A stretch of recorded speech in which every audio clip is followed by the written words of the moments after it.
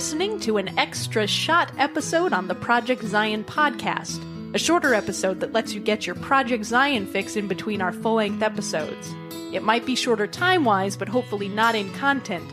So regardless of the temperature at which you prefer your caffeine, sit back and enjoy this extra shot.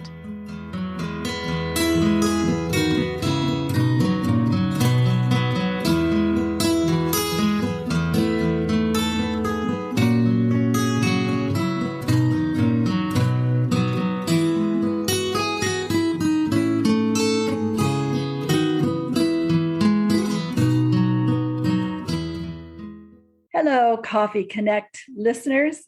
My name is Linda Booth, and I host this series of stories.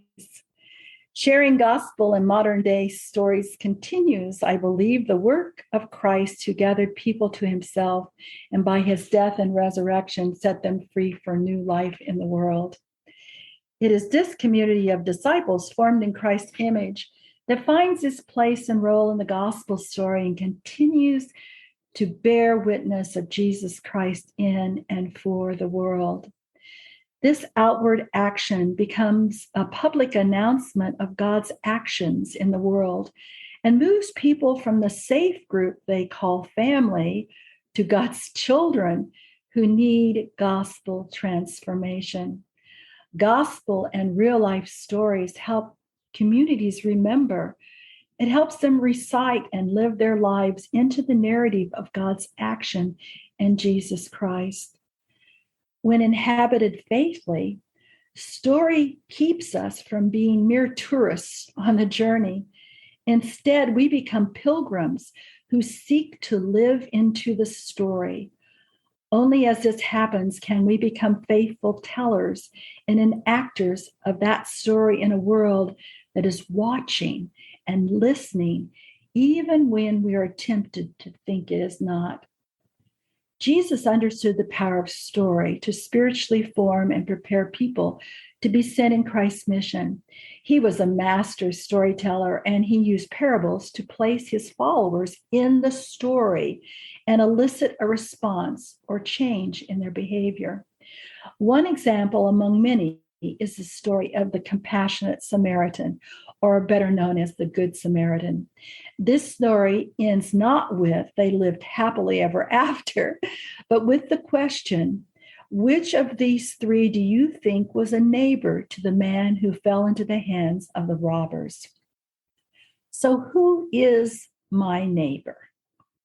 Well, this is the response of Barbara and Glenn to that question. During the 2009 Gulf Mission Center reunion or family camp, Barbara told the following story. She and her husband, Glenn, are retired professionals who live their discipleship in the context of their lives. One evening, they drove from their home in Pascagoula, Mississippi, to meet friends at an expensive restaurant in New Orleans, Louisiana. Along a busy highway, they saw an old, bleeding man struggling to get on his bicycle. And Barbara said, "Glenn, turn around and go back. We must help him and help him." And Glenn reasoned that because there were so many cars passing by the old man, that surely someone would stop and help. But when he had an opportunity, he turned around and headed back to the old man who was still struggling. Glenn and Barbara got out of the car.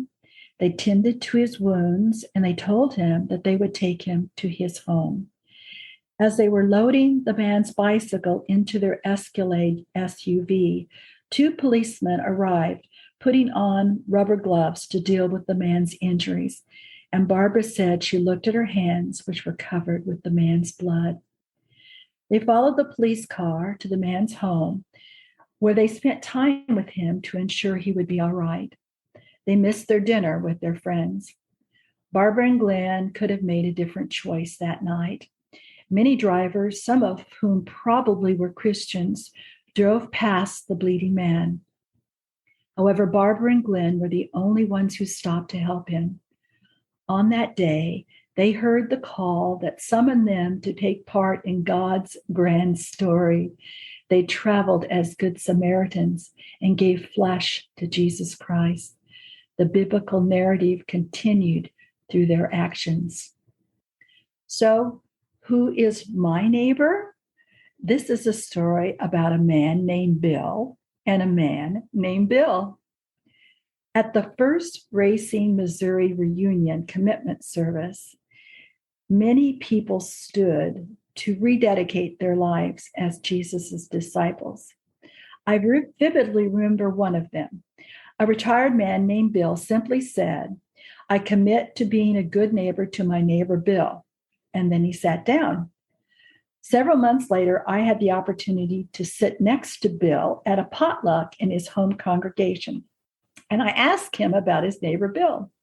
And he told me, "Well, that's quite a story. I knew Bill before he went to jail. For years, he and his wife lived next door to me. And one night when they got in a fight, they both took out their guns and shot at each other. Well, she missed him, but his aim was better and he wounded her. She went to the hospital. He went to jail. He's released now and he's moved back to his home and I'm trying to help him." And he continued with the story. He said he doesn't have a car yet, so I take him to the grocery store and to run other errands. And since he's been in prison, he's developed some really bad behaviors. And last time I took him to pick up a benefit check, he said something inappropriate to the woman clerk. Now the office has banned him. Next week, I will need to go in and pick up his check. I said to Bill, "You know, your neighbor may never change. He probably will continue to get in trouble and cause you a lot of trouble." "Yeah, I know," Bill replied. "But you know what? He needs a good neighbor, and that's me." And something else.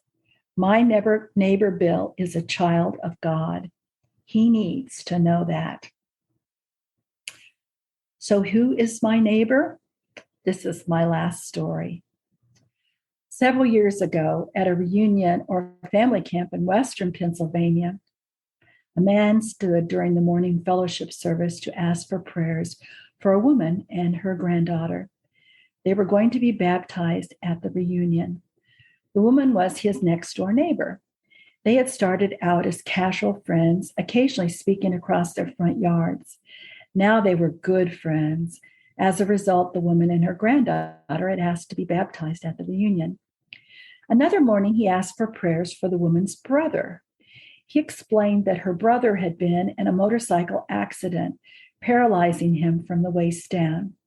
Because he couldn't care for himself when released from the hospital, he was forced to live with his sister. The man said that each day he would go next door to help the woman care for her brother.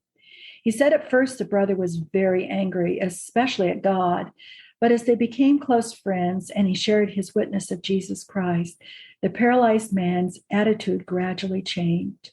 The man was developing a personal relationship with God. He wanted to support his sister by coming to her baptism, so prayers were asked on his behalf so that he could come and participate in that baptismal service. On the afternoon of the baptismal service, we gathered on the bank of a lake as storm clouds moved toward us. Several people with guitars were standing on the shoreline singing, "For Those Tears I Died." And the words go something like this. And Jesus said, "Come to the water, stand by my side. I know you are thirsty, you won't be denied. I felt every teardrop in the darkness you cried, and I strove to remind you that for those tears I died." As the woman and her granddaughter and the man who was a living expression of Jesus with this family walked into the lake, it began to rain, and I thought, God must be crying tears of joy now.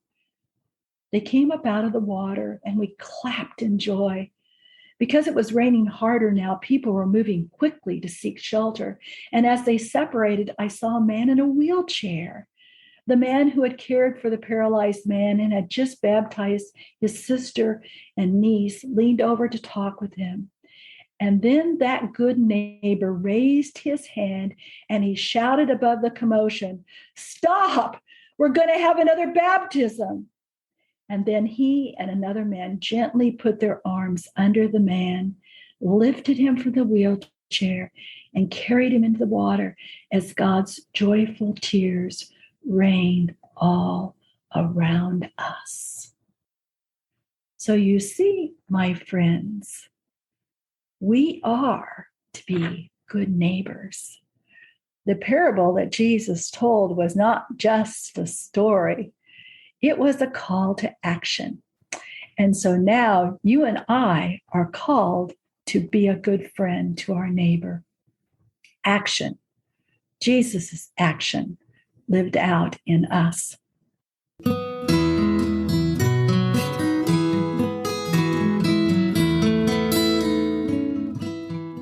Thanks for listening to Project Zion Podcast. Subscribe to our podcast on Apple Podcast, Stitcher, or whatever podcast streaming service you use, and while you are there, give us a 5-star rating.